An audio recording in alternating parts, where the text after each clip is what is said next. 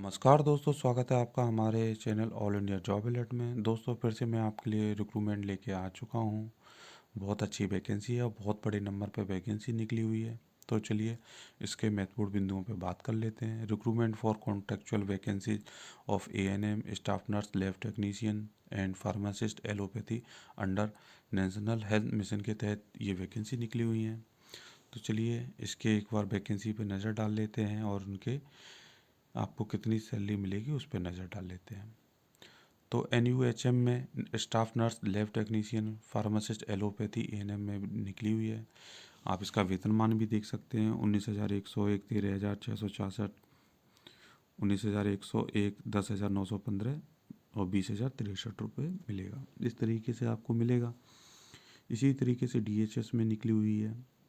Maternal health में भी निकली हुई है। कम्युनिटी प्रोसेस, आरबीएस के, child health, PMABHIM, 15th finance commission और national programme,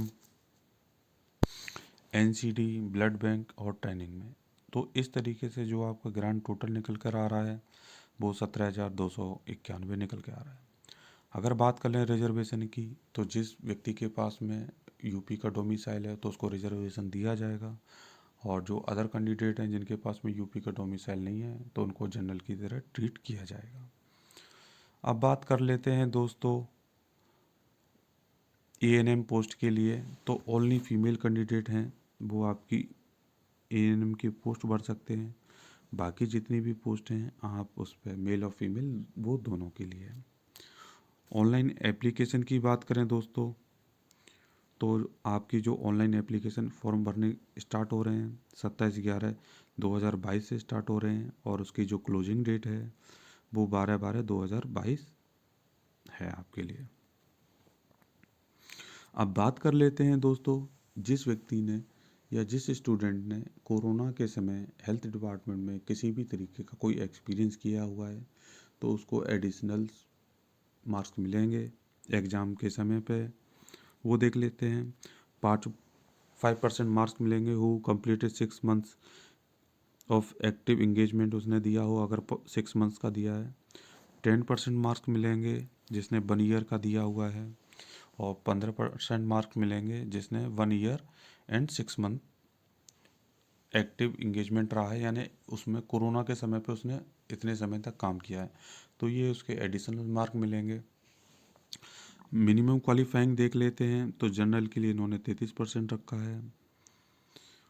OBC non creamy layer के लिए इन्होंने 30% रखा हुआ है। SC ST PWD के लिए मिनिमम क्वालिफाइंग मार्क्स इन्होंने 24 रखा हुआ है।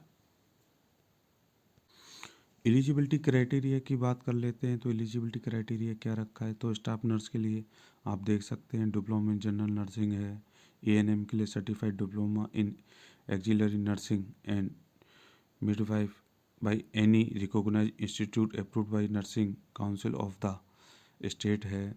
फार्मासिस्ट एलोपैथी के लिए आप देख सकते हैं। इसी तरीके से लैब टेक्नीशियन के लिए आप देख सकते हैं। और इन सभी के लिए मैक्सिमम जो एज रखी गई है 18 से 40 वर्ष रखी गई है।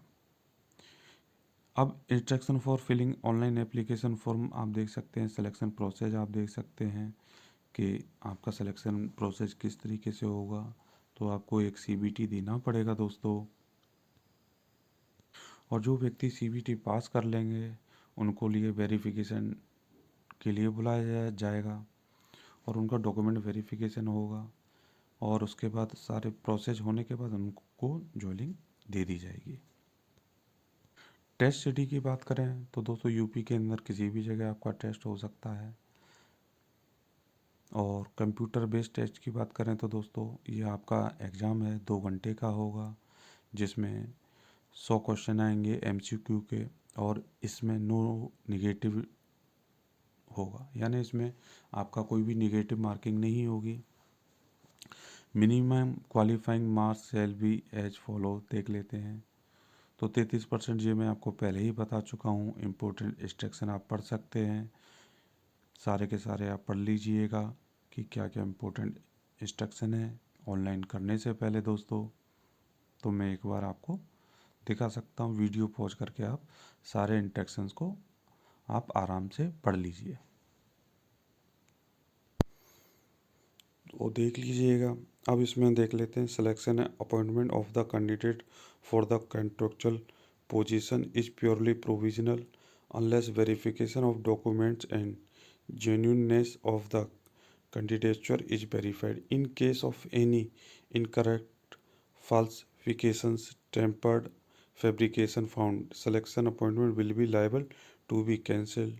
Forthwith and appropriate legal action may be taken against the candidate. तो कहने का मतलब है, आपकी जितनी भी आप इन्फॉर्मेशन दे रहे हैं, अगर आप इन्फॉर्मेशन में आपने किसी भी तरीके का मिसबिहेव किया हुआ है तो आपके अपॉइंटमेंट है उसको कैंसिल कर दिया जाएगा। मे भी हो सकता है कि आप पे कोई लीगल एक्शन लिया जाए। एज लिमिट मैं आपको बता ही चुका हूँ। अगर आप इससे एज अपर एज रखते हैं तो आपको 3 इयर्स का एज रिलैक्सेशन मिलेगा ओबीसी के लिए जो नॉन क्रीमी लेयर में है।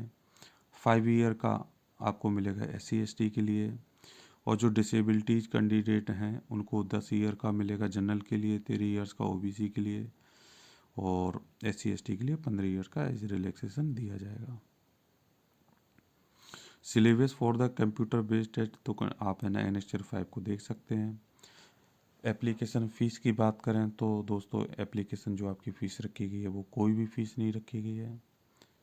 अब बात कर लेते हैं instruction for filling up the online form की बात करें तो इसमें ऐसा कुछ खास नहीं है। जो जनरली हर फॉर्म को भरने से पहले वो सारी चीज़ें, नेम, फादर नेम, डिटेल्स वगैरह जो है वो आपको करेक्टली भरनी है।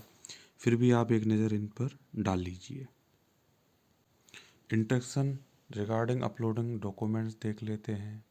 देर are separate link for uploading, हर किसी का सेपरेट लिंक होगा। जैसे फ़ोटोग्राफ के लिए अलग से होगा, सिग्नेचर के लिए अलग से होगा, पासिंग सर्टिफिकेट के लिए अलग से होगा, रिलेटेड डिप्लोमा या डिग्री के लिए अलग से होगा, related valid registration certificate form respective counselling के लिए अलग से होगा। तो हर किसी के लिए उन्होंने अलग अलग लिंक दिया होगा। तो आप उसके जिस कैटेगरी के अनुसार आप फॉर्म, जैसे फ़ोटो है तो फ़ोटो को ऑनलाइन कीजिए, सिग्नेचर है तो सिग्नेचर के लिए। ठीक इसी तरीके से फ़ोटोग्राफ की बात कर लेते हैं दोस्तों। तो फ़ोटोग्राफ जो आपका है 3 मंथ से पुराना नहीं होना चाहिए। सिग्नेचर इमेज की बात कर लें तो आपका जो सिग्नेचर होना चाहिए ब्लैक पेन से आपका सिग्नेचर होना चाहिए। Category educational qualification and other relevant certificate की बात करें तो please scan the relevant certificate issued by competent authority and should be cleared visible होना चाहिए। Size of file should be between 50 KB से 1000 KB के बीच में JPG या JPEG फॉर्मेट में होनी चाहिए दोस्तों। नोट्स देख लीजिए, आप एक बार इन पर भी नज़र डाल लीजिए क्या क्या है। जैसे only online submission of application he acceptable होगा, तो आप इस फॉर्म को केवल ऑनलाइन ही भर सकते हैं। तो बाकी ऐसा इसमें कुछ खास नहीं है जो आपको बताने के लिए हो। अगर आपकी कोई क्वेरी है तो आप इस हेल्पलाइन नंबर पे बात करके आप अपनी कोई भी क्वेरी को आप सॉल्व आउट कर सकते हैं। आशा करता हूँ मेरे द्वारा दी गई जानकारी आपको अच्छी लगी होगी। तो प्लीज़ दोस्तों मेरे चैनल को लाइक एंड सब्सक्राइब करें दोस्तों। जय हिंद दोस्तों, राधे राधे।